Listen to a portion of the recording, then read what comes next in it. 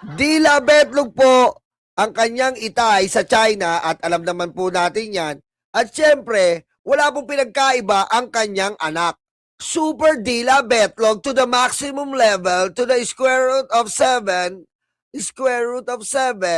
carry over by 99. Aray ko. Diba? Oh, eto po. Bago ko po ipakita sa inyo, eto po. Nung nakaraan po kasing Agosto, eto po, yung PCG natin, Philippine Coast Guard, recovered floating rocket debris in Occidental Mindoro. Nakakuha po ng mga debris na galing po sa rocket ng China ang ating mga Coast Guard. Buti na lamang po, wala pong nasawi. Pero, muntik-muntikan na. Tandaan nyo po yung debris po, hindi po yan maliit. Kumbaga, may bumagsak po na 2 plywood.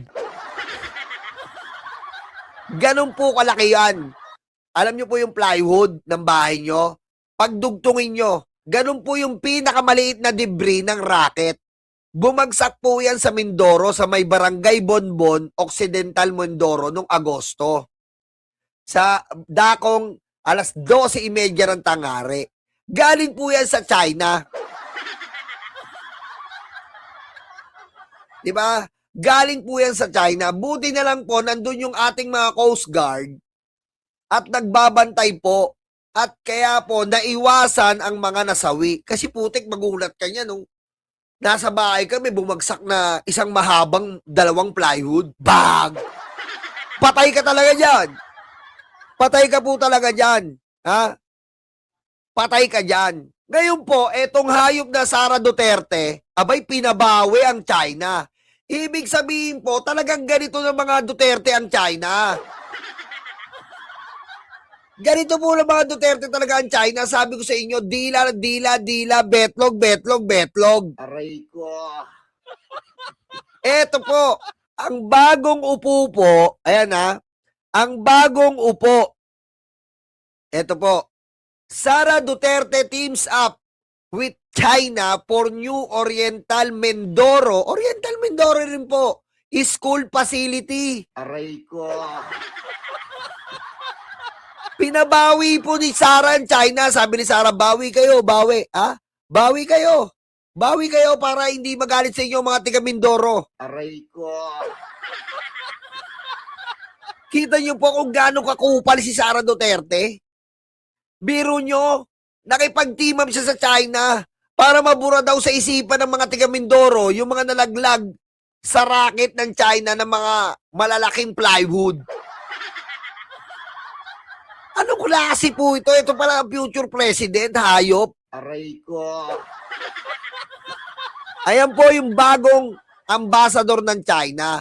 Pinapunta ni Sara do para mag-open ng mga cover court. Ay, putik. Ayan po, oh. A high school in Oriental Mindoro has new multi-purpose cover court thanks to the office of the Vice President and partners from China. Aray ko. Ano po ba to? Ganito po ba talaga?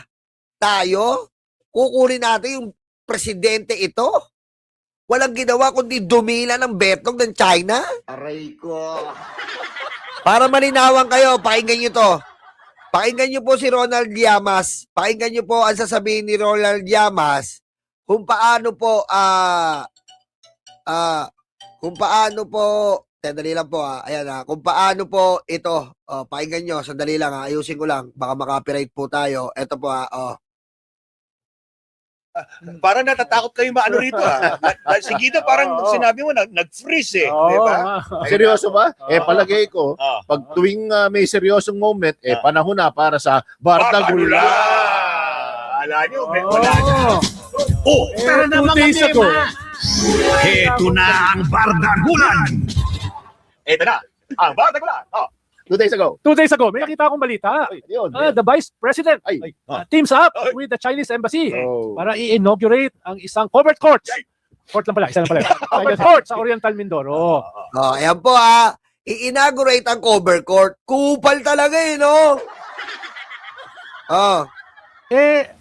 Matutuwa sana ako dahil proyekto eh. No? Infrastructure. Hindi flood control eh. No? 14,000 ang sinimulan nung kanyang tatay, no, na siya ay presidente. Pero, nung binasa ko yung balita, ay nakalagay doon, todong pasasalamat ni Vice President Todo. sa China. Yung bagong, ito yata yung debut ng bagong ambassador ng China na kararating lamang sa Pilipinas. No? At nakalagay doon, ay itong covered court na ito ay nagbibigay ng safe space, sa ating mga kabataan. Sunod na program. Ay, kwan daw ito eh. Proyekto ng Filipino-Chinese youth something, Yan. no? Ibig sabihin, ang layunin nito ay pabanguhin ang China sa ating mga kabataan. Diyos ko po naman, no? Huwag namang papabudol ang ating kabataan dahil ang nakasanla dito sa invasion ng China sa West Philippine Sea ay yung kanilang kinabukasan.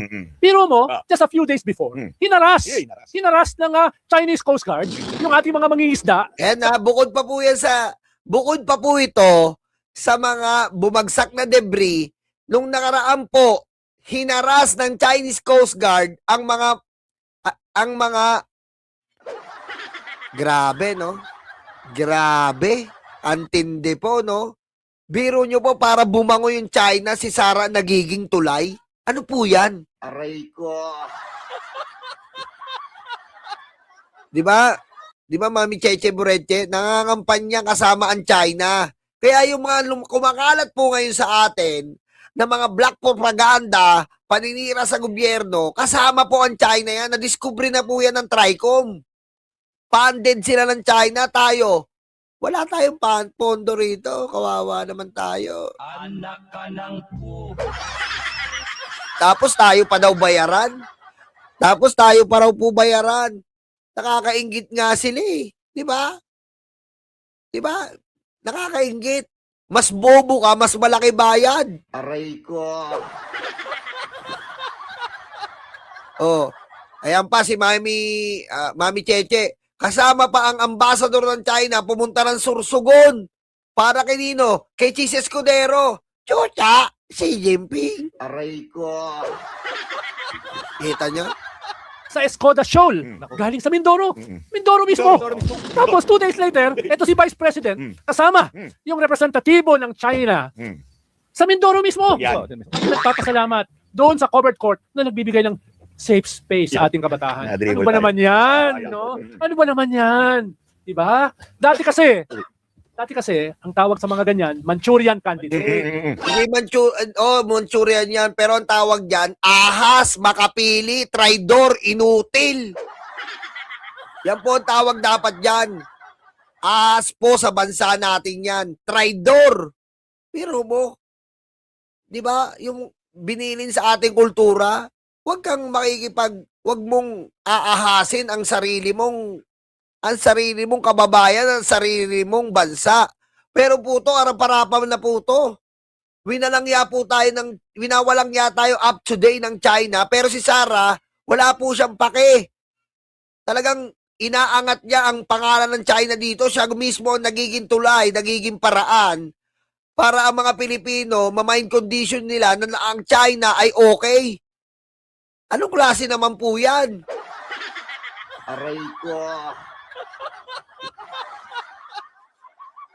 Ibig sabihin, nakatago at nagpapanggap na maka-Pilipino. Yan. Ngayon hindi na Opo. Yung tatay niya nga, anong sabi? Ano sabi ng tatay niya? Sana probinsya na lang tayo ng China, putang ina nyo. Aray ko. Diba, yun ang sabi ng tatay? Sana probinsya tayo ng China, pusang ina nyo. Oh. Ganun po kawalang yayan. Oh. Ano pa? Pagdating po sa China, pinagpatayuan ni Xi Jinping kasi nga maraming nakuwang isla sa atin. Si Xi Jinping kay Digong, pinagpatayuan ng eskwelahan. Duterte School, pinangalan sa nanay niya. Diba? Sabi ko sa inyo, pagpapatayuan ka ba ng school kung wala kang pakinabang? Ipapangalan ba sa'yo? Hindi ipapangalan sa iyo yan kung wala kang pakinabang. Ibig sabihin, sobrang pakinabang ang ginawa ni Xi Jinping kay Digong. Pati puno, pinangalan kay Digong. Ano nakalagay sa puno? Ha?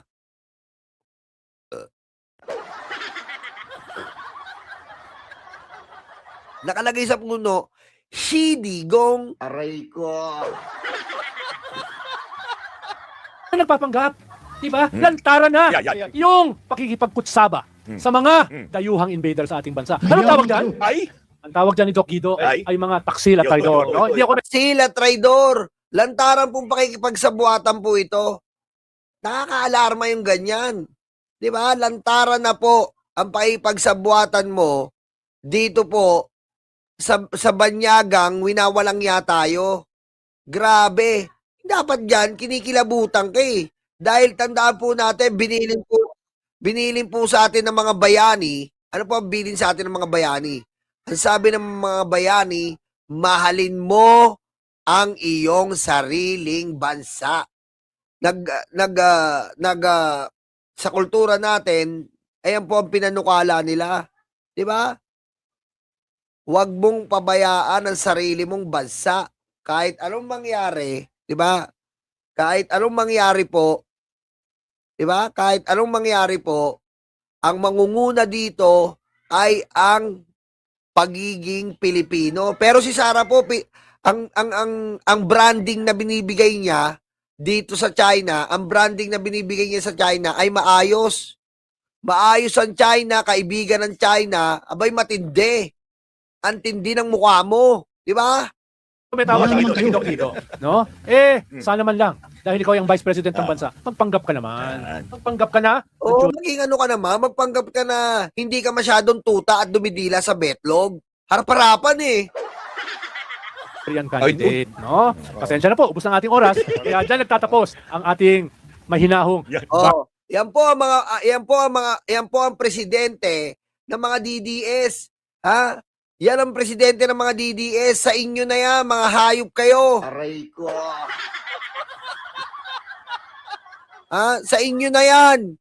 Isaksak nyo sa mukha nyo. Nawag av makakanti, buhusan ng asing na mga bulate. Bonasa rehas garabon. Tandaan po natin, kahit ano po mangyari, maunguna po dapat ang dugong Pilipino.